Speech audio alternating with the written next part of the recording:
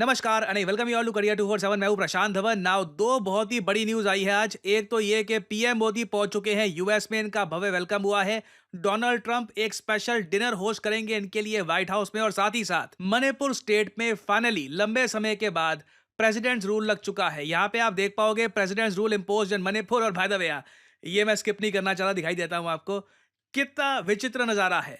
Washington post और wall street journal, जो usually India को क्रिटिसाइज कर रहे होते हैं, इनके फ्रंट पेज पर आपको ये ऐड दिख जाएगी, two great nations one unbreakable bond. और नीचे दुनिया भर की जो कंपनीज हैं, अमेरिकन कंपनीज, इंडियन कंपनीज, जो एक दूसरे के देश में इन्वेस्ट कर रही हैं, ये भी आपको दिखेंगी। और ये जो छोटी सी क्लिप है, ये मैं आपको दिखाना चाहता हूं। यहाँ पे आप देख पाएंगे पीएम मोदी फाइनली यूएस पहुंच चुके हैं।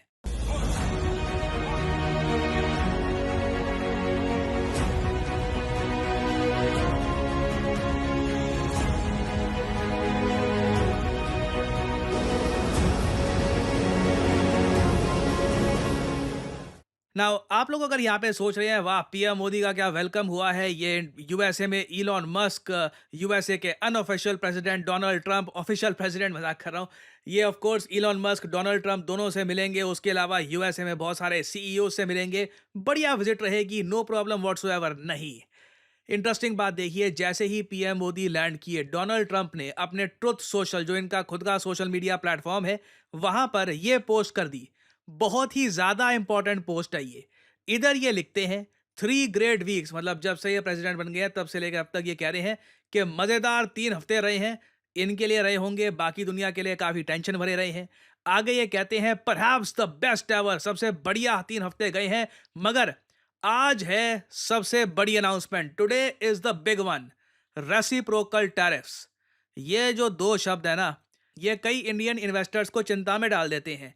रेसिप्रोकल टैरिफ का मतलब ये है कि अगर एक कंट्री यूएसए के प्रोडक्ट्स पर टैरिफ लगा के रख रहा था, मान लो 50%, यूएस लंबे समय तक उस कंट्री के प्रोडक्ट्स पर टैरिफ लगा के रख रहा था 10%, 20% के आसपास।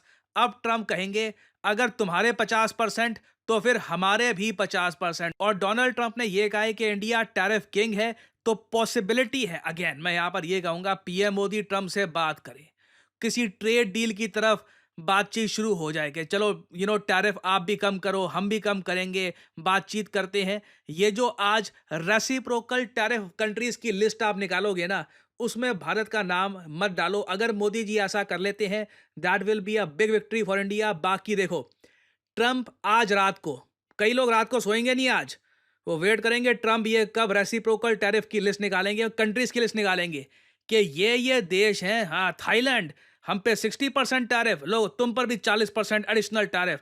या फिर कोई भी कंट्री हो, जर्मनी, जापान, कोई भी इनको लग रहा हो कंट्री है जिसने यूएसए पे ज्यादा टैरिफ डाले हैं ना, तो ट्रंप उस कंट्री पे बहुत सारे टैरिफ लगाने वाले हैं।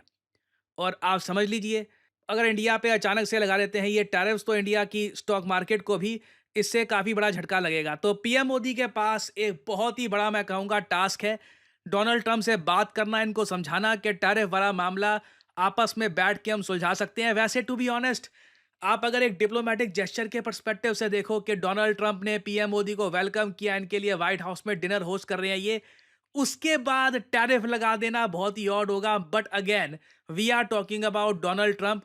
अगर एक वर्ड में आप मुझसे पूछो कि डोनाल्ड ट्रंप को डिस्क्राइब करो, तो मैं वर्ड यूज करूंगा अनप्रिडिक्टेबल। ये क्या करने वाले हैं, कब करने वाले हैं, शायद ट्रंप को भी नहीं पता होता। बट इंडिया के पास मैं यहां पर यह कहूंगा एक बड़ा एडवांटेज यह है कि हमारे प्राइम मिनिस्टर काफी एक्सपीरियंस्ड हैं। यूएस गवर्नमेंट में आज के समय कई जो पावरफुल लोग हैं वो काफी रिस्पेक्ट से देखते हैं इंडियन प्राइम मिनिस्टर को, और इसका एक रीजन भी है, ये लंबे समय तक पीएम रहे हैं, रिस्पॉन्सिबल लीडर हैं। पीएम मोदी ने अपने टेन्योर में कुछ अजीब सी कोई चीज नहीं करी जिससे यूएस इंडिया के रिलेशंस खराब हो जाएं। तो यूएस में इनकी काफी रिस्पेक्ट है। आप देखोगे तुलसी गाबर्ट इनसे रिसेंटली मिली थी, तुलसी गाबर्ट काफी प्रशंसा कर चुकी है इनकी। जेडी वैंस से रिसेंटली मिले थे पीएम मोदी। तो ओवरऑल आप कह सकते हैं इनके पास काफी गुडविल है। Hopefully India can use that, और इंडिया पे कोई रेसिप्रोकल टैरिफ नहीं लगेंगे। नाउ अब हम बात करते हैं मणिपुर की, जहां पे थोड़ा बहुत एक यूएस कनेक्शन भी आता है। नाउ मणिपुर को अगर हम देखें तो रिसेंटली यहाँ पे चीफ मिनिस्टर बीरेन सिंह ने रिजाइन कर दिया है, और अब यहाँ पर प्रेसिडेंट्स रूल भी कर दिया गया है इम्पोज।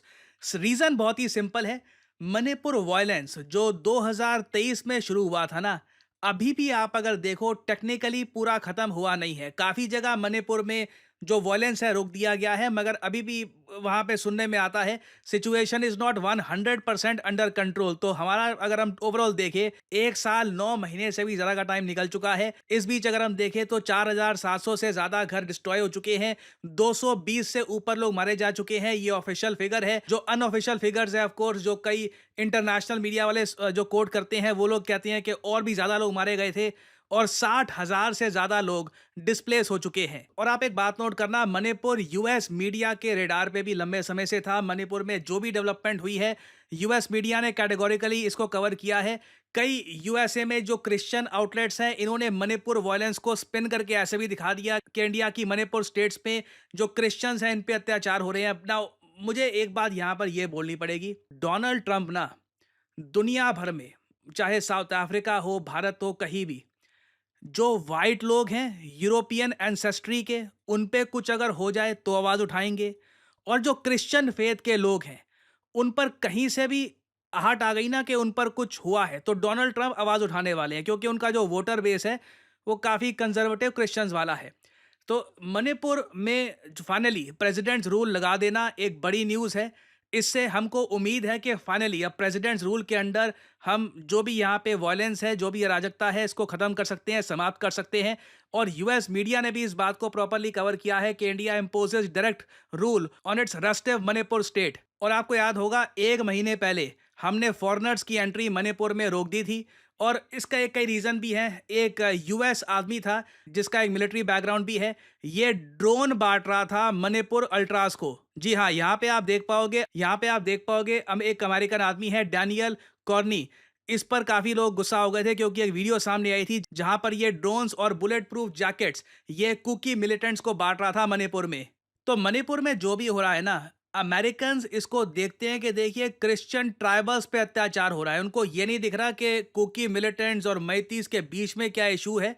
ये इनको ये बात समझ में आ चुकी है कि जो कुकी ट्राइबल्स हैं वो ज़्यादातर क्रिश्चियनिटी को अपना चुके हैं पिछले कुछ डेकेड्स में। तो इसलिए USCIRF, United states commission on international religious freedom, इसने 2023 से ही, जब ट्रंप पावर में नहीं थे तब से ही लिखना स्टार्ट कर दिया था कि जी देखिए क्रिश्चियंस के अगेंस्ट वायलेंस हो रहा है मणिपुर में। और आप समझ सकते हैं अब सिंस डोनाल्ड ट्रंप आ चुके हैं ना पावर में, तो ये इस टॉपिक को ज़्यादा इंपॉर्टेंस देने वाले हैं अगर ये टॉपिक बढ़ता रहता है। तो इंडिया ने, मैं कहूँगा, एक सही टाइम पर मणिपुर का जो केस है इस पर एक बड़ा स्टेप लेने का फैसला कर दिया है। और होपफुली प्रेसिडेंट्स रूल के अंडर जो मणिपुर में जो प्रॉब्लम है इसको हम रिजॉल्व कर पाएंगे। सो अगेन आज की रात बहुत ही इंटरेस्टिंग होने वाली है। मेजर डेवलपमेंट्स आएंगी, कुछ बड़ा होता है तो कल सुबह मैं आपके लिए अपडेट्स लेके आऊँगा on career 247। Now I am sure आप सब लोगों ने एक बहुत ही फेमस कोट सुनी होगी, data is the new oil. Well, अब इसका एक अपग्रेडेड वर्जन आ गया है। Data is not just the new oil, data is the new soil as well.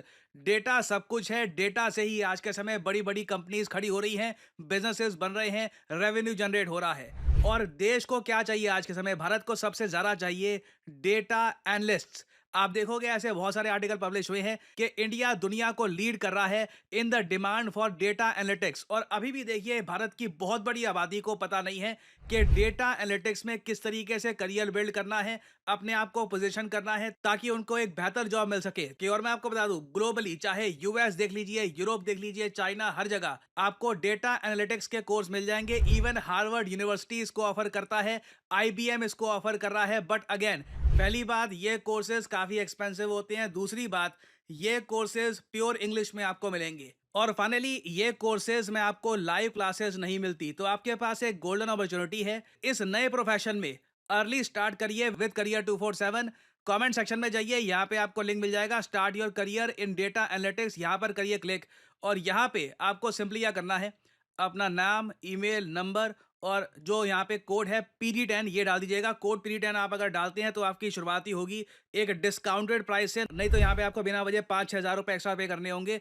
अगर आप कोड डालते हैं PD10 you will save your money. और फिर करियर 247 की तरफ से कंसल्टेंट आपको कॉल करेंगे। आप इनसे सवाल पूछ सकते हैं कि ये कोर्स में किस तरीके से अपना करियर आप बिल्ड कर पाएंगे, क्या सिलेबस है यहाँ पर, क्या एलिजिबिलिटी है और क्यों आज के समय डेटा एनालिटिक्स की फील्ड में लोग आराम से 7 से 8 लाख रुपए पर एनम कमा रहे हैं। और कई लोग एक्चुअली मुझसे यही पूछते हैं कि देखिए अभी रिसेंटली आपने एक्सिस बैंक के जॉब से रिलेटेड जो वीडियो निकाली थी, सिमिलरली ऐसी और अपॉर्चुनिटीज लेकर आइए। देखो मैं आपको बता दूं, करियर 247 मींस जॉब अपॉर्चुनिटीज। मैं आपके लिए फ्यूचर में बहुत सारे इंडिया के जो लीडिंग बैंक्स हैं इनके प्रोग्राम्स लेके आऊंगा कि यहाँ पर एज मैनेजर्स आप कैसे काम कर सकते हैं। हम डेटा साइंटिस्ट और वेरियस और कोर्सेज पे भी काम कर रहे हैं जो हमारे देश की एक बड़ी आबादी को स्किल करे और उनको जॉब रेडी बनाए, क्योंकि आज के समय सिंपल ग्रेजुएशन डिग्री काफी नहीं है। अगर आपको भीड़ में स्टैंड आउट करना है, अलग दिखना है, you need to have something else. तो यहाँ पे देखिए बात करिए करियर 247 के कंसल्टेंट से and see if you can improve your career. So इसी नोट के साथ ये है वीडियो का अंत। Thank you for listening and I always say may the gods watch over you.